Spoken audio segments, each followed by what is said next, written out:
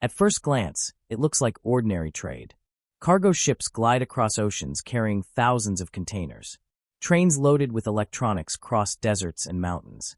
Massive cranes unload goods in ports from Africa to Europe. But beneath this global movement of products lies something far more strategic. Over the past 2 decades, one country has quietly invested trillions of dollars into ports, railways, shipping routes, energy corridors, and logistics hubs around the world. The goal isn't just trade. It's influence. From the ports of Southeast Asia to the rail networks of Central Asia, from African infrastructure projects to European logistics hubs, a vast economic network is taking shape. A network that some analysts believe could reshape global power in the 21st century. At the center of this strategy is a vision promoted by Xi Jinping, a plan often referred to as the Belt and Road Initiative. Supporters call it development. Critics call it strategic expansion. And many believe it could redefine who controls the arteries of global trade. So what exactly is China building? And how far does this silent strategy really go? For centuries, global power has been closely tied to control over trade routes.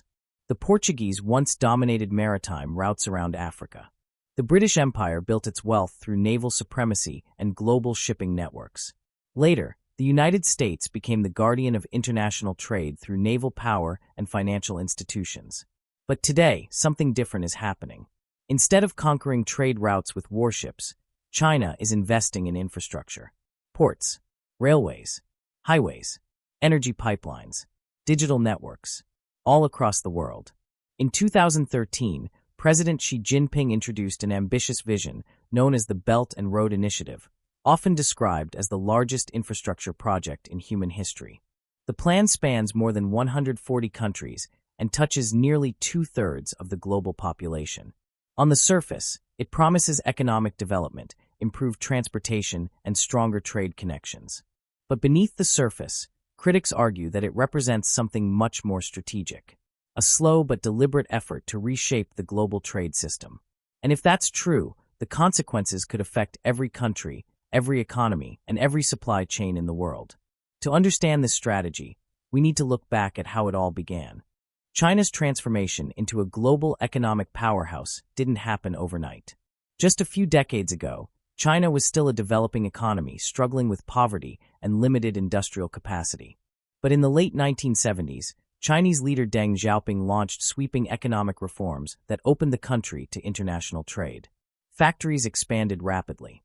Exports surged. And within a generation, China became the world's manufacturing center. By the early 2000s, Chinese factories were producing everything from clothing to electronics at an unprecedented scale. But success created a new challenge. To maintain economic growth, China needed reliable access to markets, resources, and trade routes. Oil from the Middle East, minerals from Africa, consumers in Europe and North America. If any of these trade routes were disrupted, China's economy could face serious consequences. Chinese strategists began asking a critical question. What if China could build its own global trade infrastructure? What if it could connect continents through railways, highways, pipelines, and ports, all linked to China's industrial network? The answer to that question eventually became one of the most ambitious economic strategies in modern history. While the Belt and Road Initiative is often presented as a development project, the true scale of China's strategy is far more complex. Across the world, Chinese companies have invested heavily in strategic ports. In Greece, China gained control of the major port of Piraeus. In Pakistan, the deepwater port of Gwadar was developed as part of the China-Pakistan Economic Corridor. Across Africa, Chinese firms have financed railways, highways, and logistics centers connecting inland regions to global shipping routes. These projects are not random. Many are located at critical choke points in global trade. Strategic locations where ships pass through narrow sea lanes or where goods move between continents. For China, these investments serve multiple purposes. They expand global trade. They strengthen diplomatic ties. And they create a network of economic influence that stretches across continents. Some analysts describe this network as a modern version of the ancient Silk Road, but others believe it could evolve into something far more powerful, a system where China sits at the center of global commerce. While the Belt and Road Initiative is often presented as a development project, the true scale of China's strategy is far more complex. Across the world, Chinese companies have invested heavily in strategic ports. In Greece, China gained control of the major port of Piraeus. In Pakistan, the deepwater port of Gwadar was developed as part of the China-Pakistan Economic Corridor. Across Africa, Chinese firms have financed railways, highways, and logistics centers connecting inland regions to global shipping routes. These projects are not random. Many are located at critical choke points in global trade. Strategic locations where ships pass through narrow sea lanes or where goods move between continents. For China, these investments serve multiple purposes. They expand global trade. They strengthen diplomatic ties.